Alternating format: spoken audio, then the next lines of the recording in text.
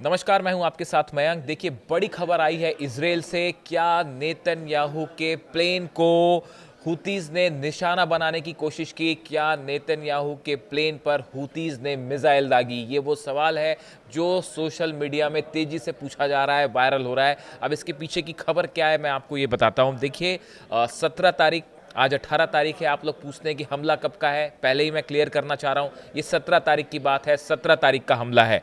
हुतीज की तरफ से 2 बैलिस्टिक मिसाइल्स फायर की गई इजराइल के ऊपर। देखिए, ये जो दोनों बैलिस्टिक मिसाइल्स थी, ये एक तो इसमें पैलेस्टाइन 2 मिसाइल थी जो कि तेल अवीव पर फायर की गई, और दूसरी मिसाइल जो थी वो इलत शहर पर का जो रमोन एयरपोर्ट है इस पर फायर की गई। हुतीज की तरफ से 2 बैलिस्टिक मिसाइल्स फायर की गई 24 घंटे पहले, यानी 17 तारीख को। अब इसमें जो खबरें निकल के सामने आई हैं, उसमें जो सबसे गौर करने वाली ये खबर है कि जैसे ही ये मिसाइल फायर की गई और जब ये मिसाइल जो इजराइल के एयर स्पेस के अंदर पहुंची, उस समय नेतन्याहू का जेट आसमान में था, फ्लाई कर रहा था। जेरूशलम के ऊपर बताया जा रहा है कि उस समय नेतन्याहू का जेट था। और उसी बीच हुतीज की ये जो बैलिस्टिक मिसाइल है, पैलेस्टाइन 2 मिसाइल है, उसने इजराइल के एयर स्पेस के अंदर एंटर किया। जैसे ही ये खबर आई, इजराइल की एयरफोर्स और इजराइल की सेना में हड़कंप मच गया, क्योंकि फिलिस्तीन 2 मिसाइल भी अंदर थी एयर स्पेस में इजराइल के, और बताया जा रहा है कि नेतन्याहू का जेट भी आसमान में फ्लाई कर रहा था। यानी ये एक बड़ा खतरा हो सकता था नेतन्याहू के लिए। ऐसे सिचुएशन में एकदम अलार्मिंग सिचुएशन थी। जो खबरें आ रही हैं कि इजरायली फोर्सेस में, इजरायली एयरफोर्स में एकदम हड़कंप वाली स्थिति थी, और तेजी के साथ जो है फिर एक्शन लिया गया, और ये श्योर किया गया कि वो मिसाइल हिट ना कर दे किसी प्लेन को। देखिए, ये जो मिसाइल्स हिट हुई फिलिस्तीन, हमने पहले भी देखा कि हुतीस की तरफ से जो बैलिस्टिक मिसाइल्स फायर की जा रही हैं। अभी थोड़े समय पहले जो मिसाइल फायर की गई थी उसमें क्लस्टर बॉम्ब्स भी थे, और बड़ी ही आधुनिक डिज़ाइन की मिसाइल्स थी जो फायर की गई। और अब ये 2 हमले देखिए, जैसे ही ये मिसाइल्स एयर स्पेस में पहुंची इसराइल के, एक बार फिर जो है वो तेल अवीव में और पूरे इलिट शहर में अलार्म्स बजने लगे। वीडियोस सामने आए हैं, लोग तेजी से भागते हुए बंकर्स में पहुंचे। इस बात का भी इसराइल को बड़ा वो खतरा था कि कहीं अगर इस मिसाइल्स के ऊपर क्लस्टर बॉम्ब लगे रहे, क्योंकि हुतीज लगातार इसराइल को निशाना बना रहे हैं, और उनका कहना है कि जब तक आप गजा पे हमले नहीं रोकेंगे, जब तक आप फिलिस्तीनियों पर एक्शन नहीं रोकेंगे, तब तक हम इसराइल को निशाना बनाते रहेंगे। और जैसे ही ये मिसाइल आई, पिछली बार चूंकि क्लस्टर बम था, क्लस्टर बम मिसाइल में लगे हुए थे, जब वो फटते हैं तो कई इलाके में गिरते हैं।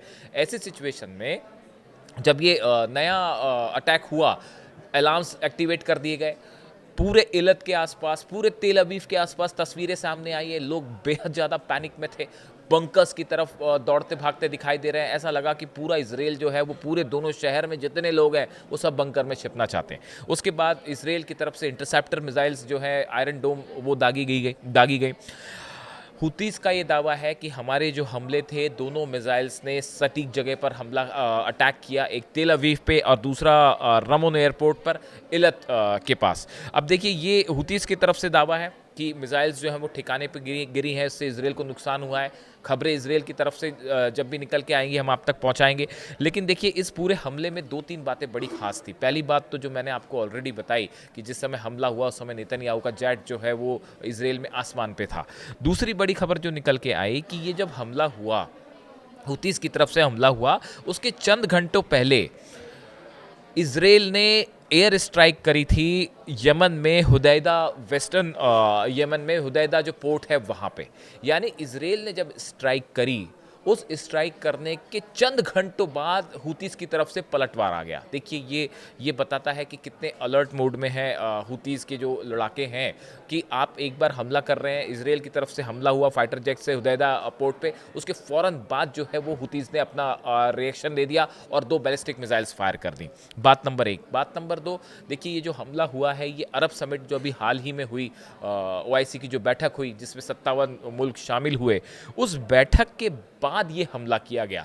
ऐसा कुछ एक्सपर्ट्स बताते हैं, विदेश नीति के जानकार बताते हैं कि ये मैसेज देने की कोशिश थी, मैसेज देने की कोशिश थी अरब देशों को कि अगर गजा को बचाना है तो फ़ौरन एक्शन लीजिए, मिलिट्री एक्शन लीजिए, इजराइल को रोकिए। ये संदेश हुतीस की तरफ से देने की कोशिश की गई। इसराइल पर 2 बैलिस्टिक मिसाइल दाग के। देखिए, हमने देखा अरब देशों की बैठक हुई, उसमें काफ़ी सारी चर्चाएं हुई और काफ़ी प्रस्ताव पास हुए, लेकिन अब तक कोई कॉन्क्रीट एक्शन दिखाई नहीं दिया है। इस सिचुएशन में हुतीस की तरफ से जो ये मिसाइल फायर की गई, ये अरब देशों को एक संदेश था कि अगर आप वाकई गाजा की चिंता कर रहे हैं, फिलिस्तीनियों की चिंता कर रहे हैं, तो सिर्फ निंदा करने से काम नहीं चलेगा, एक्शन दीजिए। दूसरी बड़ी बात देखिए, पिछले कुछ समय में जब से हुतीस के प्रधानमंत्री की मौत हुई है इसराइल के हमले में, उसके बाद से हुतीस ने लगातार अपने हमले बढ़ा दिए हैं और एक के बाद एक हर दूसरे तीसरे दिन खबरें आ रही हैं कि बैलिस्टिक मिसाइल दागी गई है और ये लेटेस्ट हमला कल का है। अब इन हालात में एक तो नंबर्स ऑफ अटैक जो है वो हुतीस ने बढ़ा दिए हैं। तीसरी बड़ी खबर यह है कि हुतीस अब वो मिसाइल्स फायर कर रहा है जो बेहद घातक है, जिसमें क्लस्टर बॉम्ब्स हैं, बेहद आधुनिक मिसाइल हैं, एडवांस्ड वर्जन है मिसाइल का। ये बात भी कही जा रही है कई जगह तो कि क्या ईरान ने हुतीस को ये मिसाइल प्रोवाइड की है, क्या चाइनीज़ टेक्नोलॉजी जो है वो सप्लाई की गई हुतीस को, क्योंकि हुतीस की ये मिसाइल रोकना इसराइल के लिए बहुत मुश्किल साबित हो रहा है। और हमने देखा कि पिछले 2-3 मौक़ों पर मिसाइल्स ना तो इसराइल रोक पाया और क्लस्टर बॉम्ब से बड़ा नुकसान भी हुआ इसराइल को। इन हालात में, इस सूरत में, ये जो नया अटैक हुआ हुतीस की तरफ से, ये बहुत ज़्यादा चर्चा का मुद्दा बना हुआ है और ख़ासकर ये उस समय हुआ जब इसराइल के प्राइम मिनिस्टर नेतन्याहू का प्लेन जो है वो फ्लाई कर रहा था। ऐसे हालात में अब हुतीस की तरफ से ये एक बात और साफ़ की गई है कि जो ऑल आउट ऑपरेशन एक इसराइल ने शुरू किया है गज़ा में, उसका मुकम्मल जवाब दिया जाएगा और जब तक इसराइल अपना ऑपरेशन गज़ा में नहीं रोकता, तब तक हुतीस की तरफ से हमले जारी रहेंगे। इस हमले में कितना नुकसान हुआ है, क्या अपडेट निकल के आते हैं, खबर मैं आप तक पहुंचाऊंगा। Thank you so much.